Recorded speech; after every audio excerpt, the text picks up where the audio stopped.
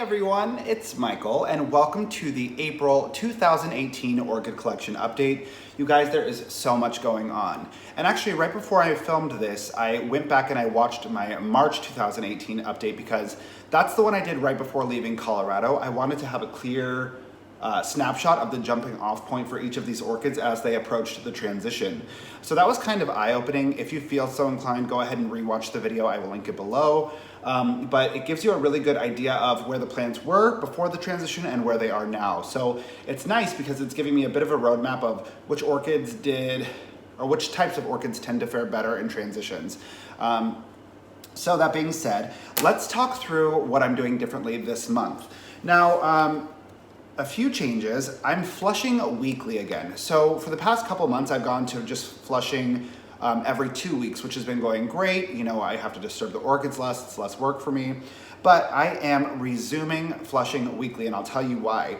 I actually went back and watched my TDS video, and in my old apartment, the TDS of my tap water was 170, which isn't ideal. It's high, but it's not crazy. Here, the TDS of my tap water is 473 on average, and that's over the course of a 1 week assessment period. So that was kind of crazy for me. I am noticing that there is white mineral buildup in a lot of the containers when I was trying to do a bi-weekly watering. So until that white buildup resolves, I'm going to continue flushing weekly. The other thing is that I am using a zero water to get my water that I'm using to create nutrient solution. So I'm still really assessing how that's going. I haven't made up my mind yet if I love it or if I am like not crazy about it. But I am watering with that. It does bring the TDS down to zero. But well, you know, I'll talk about that in a different video. I'll do a separate review on zero water after a more extended snapshot of working with it. But those are the two biggest changes, independent of all of these plants have just made a really big transition. I will say that what caught me off guard about this transition more than anything is that there is still an acclimation period, which I really didn't anticipate. In my head, I was kind of like, okay, it's semi-hydro. They are coming out of a semi-hydroponic environment with LECA. They're going back into a semi-hydroponic environment with LECA. They're going to be in the same environment, so it's going to be pretty much uninterrupted. There'll be a nice continuity for the plants. That couldn't have been more wrong. I could have done things differently in terms of how I packaged and shipped them, yes. But in terms of how they're doing now, they are all acclimating. And I think that's because the biggest distinction I'm noticing is the dry line has elevated significantly. So even though the plants are in the exact same spot in the pot, because there is more ambient humidity in Southern California than there is in Colorado, the dry line has raised, and that is causing some of the roots to not be viable any longer. It's prompting the plants to grow new root systems.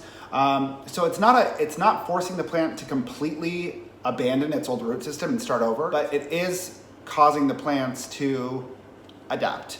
And that's not something I really expected, which is kind of silly of me, but they will have to endure an adjustment period. So that's a big takeaway for me. There's a lot of great things going on. There's a lot of things that are stressing me out that are going on. I have a bit of a watch list going because there are some things that and some plants that I just really, really am keeping my eye on right now because I just don't know why they're behaving the way that they are. We will talk through all of that in just a moment. First, I'm going to show you where the plants are in the apartment, and then we can jump in and talk through the plants one by one. So I'm still not quite ready to provide the full apartment tour, but I will show you where everything is located spatially. So right over this way, we have my Miltoniopsis. Up here, we have some of my low-light orchids. So I've got my Zygonesia, my Zygopetalum, my Ludicea discolor, and some Phalaenopsis types. Over this way I have some medium light orchids, so I've got some Oncidiums, I have my Bulbophyllums, I have my Encyclia tampensis and my Epidendrum Magnoliae hybrid. Then over this way I have a lot of my higher light orchids. So I've got my Cattleya, I have my Catasetum, my Psychopsis, my Ascocenda, my Cymbidium, which is clearly struggling, but we'll talk about that. And my Dendrobium Nobile. You guys, I'm so excited to tell you about this because it is doing so awesome and it's about to bloom. Over here, I have my very experimental frags, one of my Phalaenopsis and another one of my Catasetum types, and we'll talk more about that. I do have my beautiful hibiscus plant, which is doing amazing over here. Oh, and I wanted to show you, I always say this wrong. It's a rubber tree, 5th, I don't know. But it dropped almost all of its leaves when I shipped it from Colorado. But like, look at all these cute little baby leaves it's putting out. It's not an orchid, but I'm really into that. Over this way, I have one of my Paphs, and then I of course have my Oncidium Wild Willie. Beautiful, beautiful blooms. I'll be doing a bloom profile on that one shortly. Up here, I have my Medio Calcar that I just got from Norman's Orchids. My Paph just dropped its bloom, so I'm gonna get these two repotted shortly. Right here, of course, I have my Banfieldara Mystic Maze. It's so, so gorgeous. Just did a bloom profile on it. I'll link it below. And then right here, I have my Wilsonara Aloha Sparks Halloween, which is just such a beauty. And then of course I have my Miltonia Sunset up there. All right, you guys, let's party. So let's go over this way. We'll start with number 1 in the collection, a very logical place to start. So number 1 is my mini phal, which has been doing a whole lot of nothing but putting down a root system for as long as I've had it. So you can see ever since, like as soon as it got here, it stopped growing the old roots that it was growing, and now it's creating these new little offsets, which I think is super cute. But it also is starting to give me a new leaf, which is really, really cute. The little keiki, or the little side growth that's growing on it, is continuing to develop nicely as well, which I think is kind of interesting. But number 1 is just trucking right along. Now, as you all know, I just had to say goodbye to number 2. It's one of the orchids I lost in the transition, so I'm super sad about that. But I did call that, I did know it was coming. Over here I have number 3. This is my Wilsonara. And you guys, I'm so anxious about even being around it because it's so big and I'm so afraid of snapping off the giant flower spike. You guys, this flower spike is close to 4 feet now. This is just absurd. It's the craziest plant. So this one I did a disservice to. As I mentioned in my unpacking my orchids video, the biggest oversight I made in the packing process was packing these guys even slightly wet. They should have been all completely dry before I packed them, because it created a lot of spotting and then it created a lot of bacterial rot. So because of that, you can see I kind of had to massacre these poor leaves. Anywhere I started to see the rot setting in, I treated it. And where I could, I just spritzed it down with hydrogen peroxide and then treated with cinnamon on top to stop the spread. So I stopped it and it's doing just fine, but it does kind of impact the aesthetic of the plant a little bit. But the blooms continue uninterrupted. It's still in bloom. It has been in bloom. So I'm really thrilled about that. Now, number 4 is obviously one of the ones that I divided. So you can see this guy, they're just doing their thing. They're still plump. The pseudobulbs are doing their thing. But this one is really, really struggling with that mineral buildup I was describing at the beginning of the video. I knew it wasn't going to give me blooms this year because obviously it shattered into 3 pieces, 3 divisions, and each of those divisions only had 2 pseudobulbs apiece. Now they each have 3, so I think this will bloom for me next year. Now we'll talk about number 7. Number 7, I am so excited about, you guys. This one I was so afraid it was gonna bud blast. And it actually did bud blast a lot of its buds. So on one of the older canes, it had 4 buds forming here.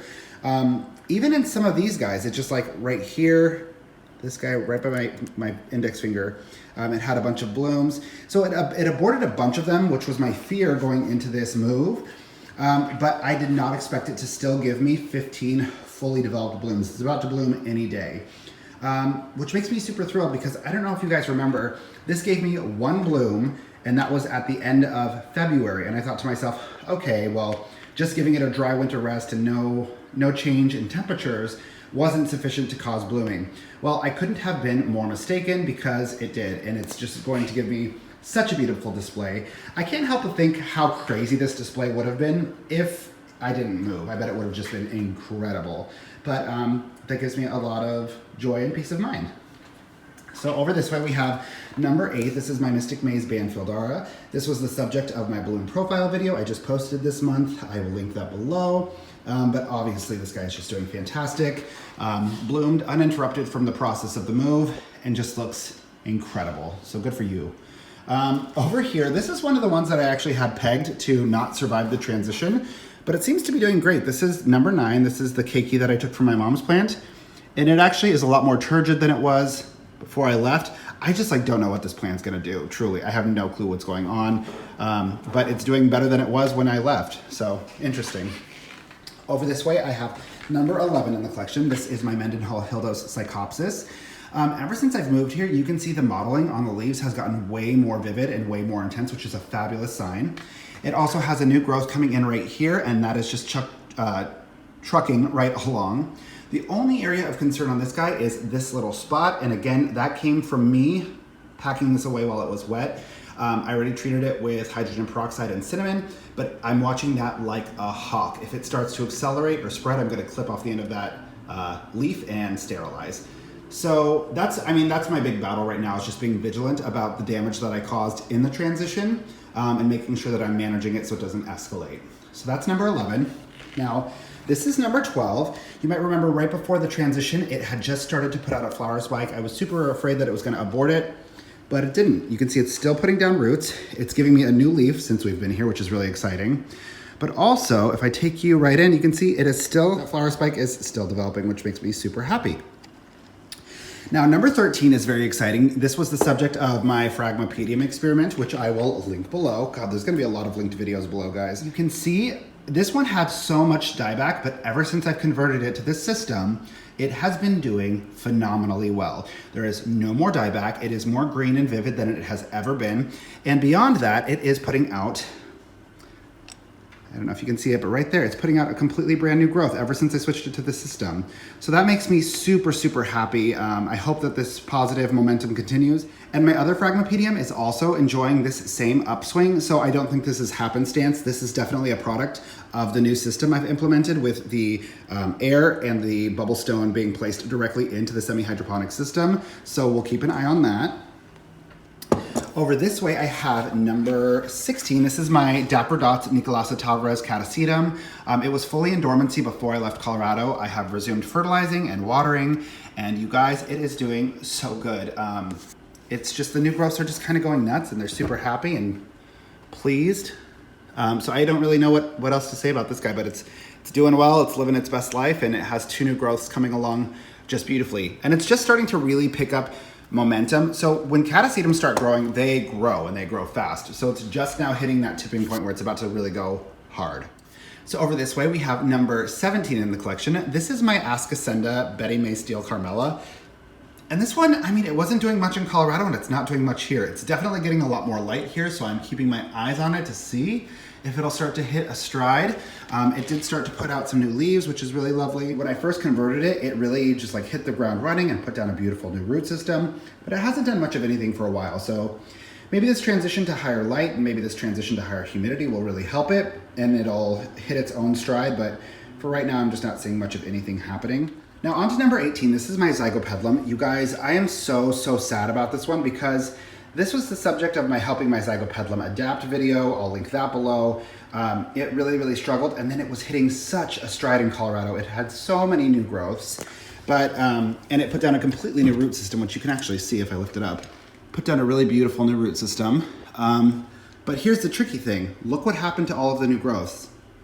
Ever since we arrived here, all of the new growths have died back and rotted off, which makes me super bummed. So I'm hoping this is just a product of its adaptation. And I know that new growths are more sensitive than old growths, but I'm just really hoping that this makes it through because Zygos are one of those challenging types of orchids that a lot of people give up on. And I just will not give up on this guy. I really want to see him all the way to being fully established and reblooming. So that's what's going on with him. All right, guys, picking up with number 19. Number 19 is my Bulbophyllum Fascinator, and it is continuing to do absolutely nothing, which makes me insane. It's sibling over here. As I mentioned, it's struggling with that mineral buildup. So is this guy, which I'm working on resolving. But this one is just doing awesome. It always has been the stronger and hardier of the two. And you can see it's putting out a new growth there since I've been here. And it's also just starting a new growth. Where is it? It's somewhere in here. It is starting another new growth right down there in the corner. So this guy, even in spite of the mineral buildup, it's just trucking right along and doing its thing, which makes me super happy. So that's number 20. Now over this way I have number 21. This is my Paphiopedilum Pinocchio Lowy hybrid. But it is doing really well. You can see that new growth is becoming more and more established. But to be honest, I'm really seriously considering switching this to the same system I have my Phragmipediums currently on, because their growth and development has accelerated so quickly with the addition of that airflow. And I'm wondering if the same thing wouldn't happen for my Paphs. That's just a thought that I'm kicking around currently. Number 22, my Maxillaria tenafolia, also struggling with that mineral buildup, but doing the same as it was when we left Colorado. It's just kind of doing its thing. You can see the pseudobulbs are still plump and happy, so that is good news. Now over this way, this is number 24. This is my Miltonia Sunset, which you guys know I'm obsessed with and was absolutely devastated because this one got hit hard by the transition and by the high levels of moisture in the shipping containers. So I actually removed all of the yellowing pseudobulbs, which really broke my heart. There was like 4 of them. I clipped away all of the dead and decaying leaf tips that looked like they had a bacterial rot. I sterilized them, and then the ones that I thought could be saved, like this guy here, I just spritzed with hydrogen peroxide, sterilized with cinnamon, and it appears to have halted the development of that rot. So for the time being, it looks like it's hanging in there, but I'm watching this one like a hawk because it makes me very nervous. Now on to number 25. This is my Epidendrum Green Hornet, and you can see it is just really like in California. It is giving me 2 new growths altogether, which is really, really wonderful, and they're growing so fast. So that is a win. Now moving this way, we have number 25 in the collection. Wait, no, that was 25, this is 26. This is my Alisara Stellar, also doing really well. You can see there's some dieback on the old pseudobulbs, but that's to be expected. But it's giving me a new growth here, and it's giving me a new growth dead in the middle. So that is really positive. It's developing quickly as well. Now this just makes me so excited. This is number 27. This is my Phragmipedium. You guys remember how badly the dieback was happening just so quickly, so consistently. It was just dying back so fast on the leaves. It has completely halted since I've switched it to this system. You can see it is starting to give me a brand new leaf ever since I switched it to this system. Now I'm gonna take you up and over and look what's going on right there. New root tips. I'm gonna rotate it. New root tips and new root tips. You guys, this did nothing for me but die back and die back and die back for the longest time. And this has only been 1 month with the shift of adding the airflow and the pump. I've disconnected it so it doesn't make that awful noise while we're filming. But it has really, really enjoyed this new system. So thank you, Andrew's Orchids, for showing me that. Amazing. On to number 28. You guys know it and love it. I did a bloom profile on this guy too, which I will link below. This one is just unstoppable, happy, well adjusted, doing its thing. So I'm gonna flip this around so you can see all of the new growths. But it has a new growth right there. It's got a new growth right there. It's got a new leaf that just opened right here. It has a new growth coming in right there. And then if I come underneath, there is one of the new baby growths, and there is another one that's in quite an inaccessible area. But altogether, there are 6 new growths on this guy, and because it's such an established plant, I think that 2 or 3 of those new growths will be blooms. So we'll see and keep our eyes on that guy. Now, number 29 makes me so happy. This is an orchid that I just was obsessed with. This is my Eulaphia petersi, and I burned it really quickly after I got it. I thought I had killed it. Nothing was happening with it for the longest time. I put it into winter dormancy. It started to give me a little nub when I was in Colorado, but ever since I've gotten here, you guys, it is just thriving. Look at that new growth. It really is just picking up momentum and developing and plumping. Still struggling with the same mineral buildup as a lot of my plants are, which is why I've gone back to doing a weekly flush. I really am avoiding it, but I think I might have to flush with distilled water. It's just so cost inefficient, and it's so labor inefficient to do that too, but if that's what the plants need, that's what they'll get. So that's what's going on there. Now on to number 31. This is my Oncidium Wild Willy Pacific Bingo, and bum, bum, bum, bum. You guys check this out. It's so gorgeous. Oh, it is so pretty. And the most peculiar thing is happening, and I keep talking to Justin about it, and I think he thinks I'm crazy. The blooms were never this big when we first got it. The blooms were super tiny. And actually, if you go back and look at my Instagram, you can see when we first got it. But look at these blooms, you guys. They are actually quite sizable. And I don't know if it's because they were stressed when they originally bloomed, or if it was their first bloom, so maybe they were smaller. But these are significantly larger blooms in size than they were when I first got this plant. And I've noticed that was the same thing for number 3 in my collection, my Wilsonara as well. The blooms were very tiny when I first got it, and now they're significant blooms. So I don't know what that's about, but this guy's doing really well. Came from Colorado in spike, bloomed no problem. So I have been enjoying its blooms for actually quite a while now. Love it.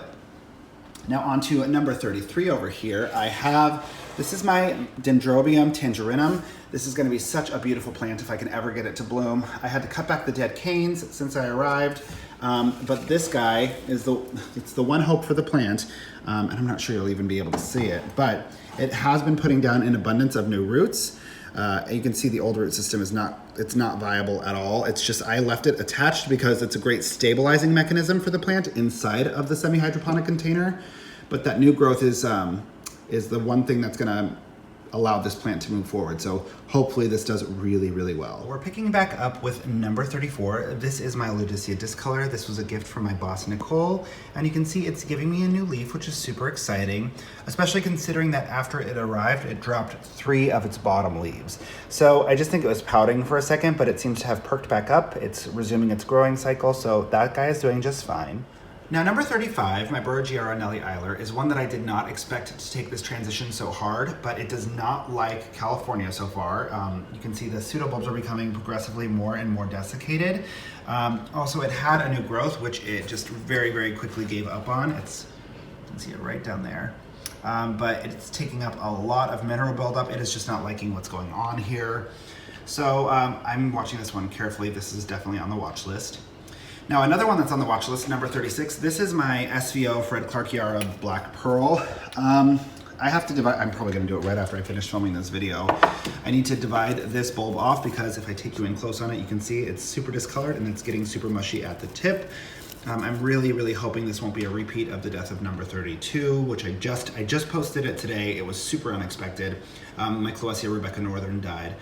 I'm gonna divide this guy, but my concern is this one is not rotting, it's still very firm, the newest pseudobulb, but it does have this, and it always has had this little black area right at the base, which makes me feel concerned. So I'm hoping that if I divide the old pseudobulb that this one will be able to carry it on. I know that single bulb divisions can really thrive, and I'm hoping that'll be the case for this one, but it's definitely on the watch list. I'm very concerned about it. Now on to number 39. This is my Zygonesia cynosia bluebirds, and this one is experiencing almost to the T exactly what my Zygopetalum is experiencing, but all of the new growths here are just like not liking what's going on. So you can see the new growth there has already got blackening tips. I had to clip it off, but there was another completely rotted new growth. Let me turn it all the way around. And you'll see down here, this one is completely rotting, so I'm gonna have to cut that one away as well. The new growths, they just don't like what's going on. They do not like this transition. And it bums me out because it has another new growth coming in here, and I hope the same thing doesn't happen to that guy. But like it just started to get really, really established. And now the roots don't look super viable in this environment. I don't know why there's such a huge difference, but there is. So this is, my Zygonesia is definitely on the watch list. Now this one I did call. This is number 40. This is my Degar Moara Winter Wonderland White Fairy. And just like look at its leaf, it's super desiccated. I'm gonna clip this off, I'm gonna sterilize the wound. But it wasn't doing great in Colorado. It's not doing great here. It just doesn't have a lot of energy. As you can tell, look how desiccated that pseudobulb is. It's not having a blast. So I'm just hoping this one pulls through, but I just am trying to keep my expectations in check. Now on to number 41. This is my Phalaenopsis Ganlin Golden Apple. I got this from my friend Jack and Jen's wedding. Took the transition just fine. It's continuing on about its life, feeling good about life. It's just doing its thing, so that's great. Now this one, I actually already did an in loving memory video and you guys refused to let me discard it. Justin refused to let me discard it. This is my Spathoglottis plicata. I'm still caring for it under the stipulation that it could pull through, but I did declare it dead already. But look, it has that new growth there, and then right down here, if I take you in super close, you can see it has another, it's that purpley mass underneath the pseudobulb. It has another new growth peeking out. So I don't know that it'll have enough energy to sustain those new growths, but I'm keeping it around to make you guys and Justin happy. I will not give up on it. So fingers crossed this guy pulls through. We'll see. Now on to number 43. This is my Encyclia tanpensis. Now this was a part of my orchid flasks, and this one is continuing to do great. The rest of the orchid flask is actually doing very, very poorly. So that'll be a separate video. I'll show you exactly what the decline looks like and how that happened. I'm pretty positive it came from the mineral content in the water. Like obviously my grown and established orchids don't like it, so why would very, very sensitive seedlings like it. So that being said, this one is doing fine because it's a larger plant. I'm caring for it slightly differently than I'm caring for the entire trays, but I'm trying to save a few of the little seedlings by converting them to a similar system using very tiny jars. But it's, yeah, the seedlings do not like it. Then on to number 44. This is the Epidendrum Magnoliae Encyclia Tampensis Alba hybrid, and this one is also doing just fine. But again, the flask of it, the rest of it is not doing great. Now on to my, this is number 45, the Lycaste Balliae. And this one, the new growth took it kind of hard too. A few of the new leaves on the new growth died back, and then the tips on the new leaves started to die back, but it seems to be pulling back out of that. That happened right after it got here. And now it seems to be resuming. It is continuing to grow and get bigger and bigger, but I'm just not, I don't know what's going on, but I've never grown a Lycaste before, so I have a lot to learn about this guy, but I'm hoping things just go well. Now, number 46, this is my Oncidium Twinkle, light pink, and this guy is just doing like oddly well. It's just drinking down water like nobody's business, taking it in as much as it can, and this new growth has just continued to develop uninterrupted, so that's pretty cool. Now over this way I have number 47. This is one of my Paphiopedilums. And the odd thing about this is it's still doing really, really well. It just dropped its bloom. This was in bloom forever, even after enduring a shipping. So I thought that was really remarkable. It seems pretty hardy. I do need to get it repotted into Semi-Hydroponics. Again, I'm contemplating taking it to the same system that I use for my frags. We'll see. But the big interesting development with this guy is that the modeling on the leaves has become much, much more vivid since we've moved here. So that's pretty cool. Now over this way, this is number 48. This is my Cymbidium Sinense Murasaki, and it is just not doing great, you guys. It's pissed, it doesn't like things, it just keeps losing leaves. Once again, I wanted to allow this to go through its entire bloom cycle. I wanted to enjoy the blooms. Then I didn't have time to repot it before I left Colorado. So I did not transition this one to semi-hydroponics the way that I should have, which is something that anytime I do it, I always regret it. So if this one passes, that'll be, I don't think that's an accurate snapshot of how Cymbidiums like semi-hydroponics. I think it would be a snapshot of me not making the right choice. Now over this way we have number 49. This is my Meltoniopsis Burtfield Eileen, and it is just gorgeous. I can't take any credit for the blooms. I bought it in bloom.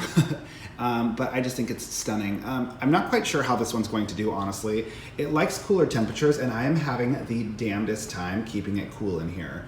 And I think that's one of the reasons my Nelly is not super thrilled. The reason I chose this one is it does have this nice new growth at the bottom here, so it's just at the right time. I think I will probably actually clip off these flower spikes and repot it so I don't make the same mistake I did with my Cymbidium here.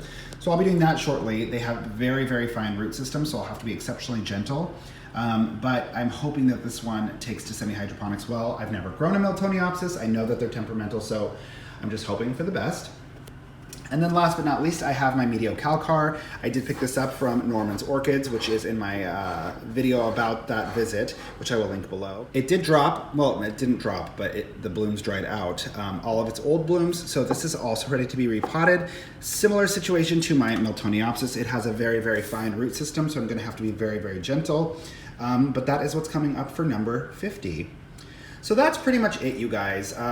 I wanted to give you a full detailed snapshot of what's happening with every single orchid because I wanted you to know what happened after the transition from Colorado.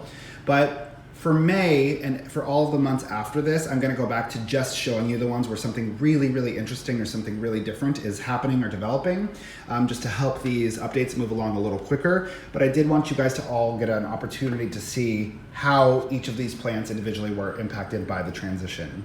So in any case, I love you guys. Thank you so much for choosing to spend your time with me. If you have any questions, concerns, or feedback, go ahead and leave it in the comments section below. Don't forget to click subscribe and have a beautiful rest of your day. Bye guys.